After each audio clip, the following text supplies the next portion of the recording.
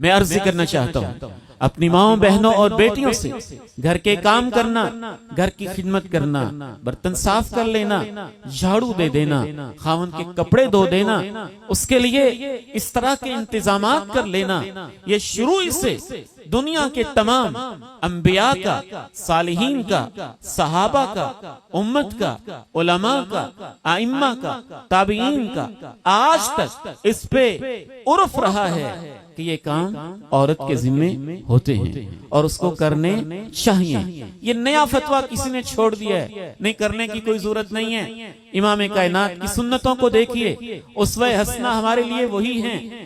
آپ کے سامنے ایک میں چند حدیثیں میں پیش کرتا ہوں۔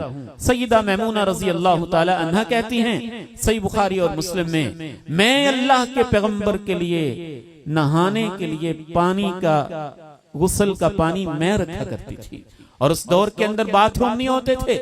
آپ کے غسل کے دوران پردہ میں لٹکایا کرتی تھی، غسل کے بعد آپ کو تولیہ میں پکڑایا کرتی تھی۔ سیدہ عائشہ فرماتی ہیں آپ کے کپڑے میں دھویا کرتی تھی، صحیح بخاری اور مسلم، لقد افرکہ فرقا، حتیٰ کہ میں اپنے ناخنوں سے جو اوپر کو چیز ہوتی تھی اس کو کھرچ کھرچ کے صاف کیا کرتی تھی۔ سیدہ عائشہ فرماتی ہیں اللہ کے پیغمبر کو خوشبو میں اپنے ہاتھوں سے لگایا کرتی تھی۔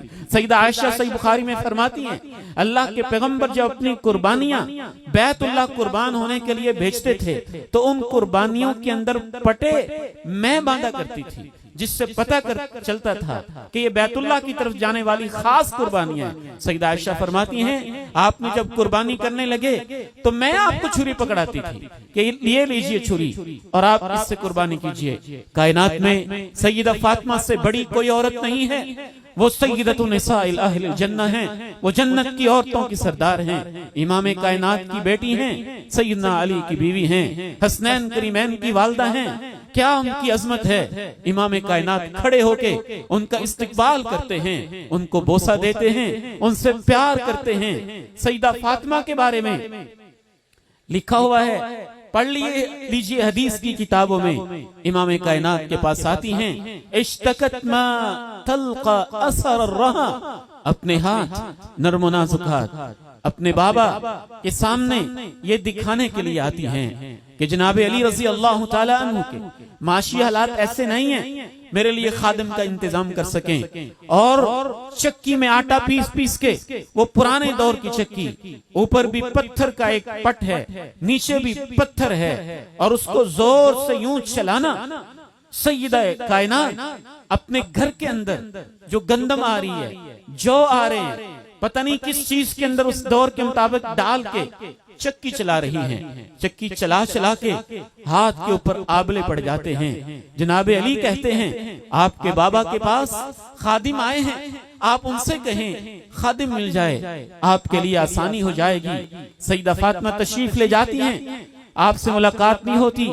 ماں جی عائشہ بتاتی ہیں سیدہ تشریف لائی تھی، کوئی کہنا چاہتی تھی، واپس چلی گئی۔ امام کائنات اپنی بیٹی کے گھر آ جاتے ہیں، امام کائنات کے سامنے ماجرا بیان کیا جاتا ہے، ظاہر ہے ان کو تفصیل بتاتی ہے کہ اس طرح سے چکی ہوتی ہے، آٹا پیسنا ہوتا ہے، جو بنانے ہوتے ہیں، میرے ہاتھ میں آبلے پڑے ہوئے ہیں، چھالے سے پڑ گئے ہیں، بڑی تکلیف اور مشقت ہے۔ اگر عورت کے لیے کام نہ کرنا ہوتا، اس کے اخلاق میں شامل نہ ہوتا، تو آپ علی سے کہتے علی تم میری بیٹی پہ ظلم کر رہے ہو، یہ کیا ہو رہا ہے؟ یہ سیدہ کائنات ہیں، امام کائنات کی بیٹی ہیں۔ آپ فرماتے ہیں اے میرے خوبصورت بیٹو، کیا میں تمہیں اس سے بہتر چیز نہ دے دوں؟ صفہ کے طالب علم بھوکے ہیں، میں ان کو چھوڑ کے تو تمہیں نوکر نہیں دے سکتا، میں ان نوکروں کو بیچ کے صفہ کے طالب علموں کے اخراجات پورا کرنا چاہتا ہوں، میں تمہیں اس سے بہتر چیز دے دیتا ہوں۔ رات کو جب بستر پہ لیٹنے لگو 34 دفعہ اللہ اکبر کہنا، 33 دفعہ الحمدللہ پڑھنا، 33 دفعہ سبحان اللہ پڑھ لینا۔ میں اپنی ماں بہنوں بیٹیوں سے کہوں گا کہ دن بھر کے کام کر کے آپ بھی انشاءاللہ یہ وظیفہ پڑھ لیں گے نا، اللہ آپ کی تھکاوٹیں دور کر دے گا۔